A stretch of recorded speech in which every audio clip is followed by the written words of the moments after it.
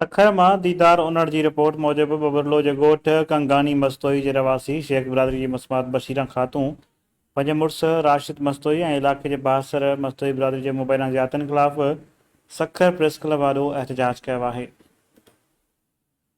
वारे के भी भड़कायो कड़े भी हिसाब से मुझे तलाक तो ॾियणु चाहे मुझे काथो इंसाफ न तो मिले मैं इंसाफ लाइ ते आई थाने ते वही थाने ते मुझे कोई इंसाफ न मिलो वडेरनि ने वही त भी कोई इंसाफ न मिलो मुझो ॾेर आहे हिकिड़ो निणान जो मुड़ुसु आहे ॾेर जो नालो आशिक आहे मुड़ुस जो राशिद नालो आहे निणान जो मुड़ुस जो माजिद नालो आहे ससु आहे उनजो प्यारी नालो आहे निणान जो गुलशन नालो आहे जेके मुंहिंजे घर ड्राइण में लॻा पिया आहिनि। मां नौकिरियाणी आहियां माण्हुनि जे घरनि जा कम कंदी आहियां वाछरुनि बि धोईंदी आहियां मुझो कोई इंसाफ नथो करे मैं इंसाफ लाइ आई आहियां मुझो इंसाफ कयो वञे। बबले में जी हाँ विया आहियूं बबले में लॻ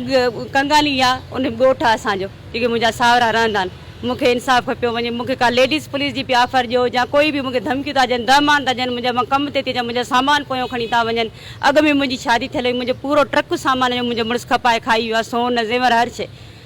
न त जीअं नथा अगरि सम्झनि तलाक था ॾियनि पहिरीं ॻाल्हि मुंहिंजो घर बची रोज़ रोज़ तलाक न वठी बीहनि न जेको हक़ु आहे मुंहिंजो उहो ॾियनि मूंखे मूं ते इंसाफ़ कयो मूं ते महिरबानी हिकिड़ी कयो हुकूमत खे इहा ई मुंहिंजी गुज़ारत आहे त मुंहिंजो घर बर्बादु न थिए कहिड़ो बि तरीक़ो करे मुंहिंजे मुड़ुस खे आणाइनि मुंहिंजो घर बर्बादु न थिए।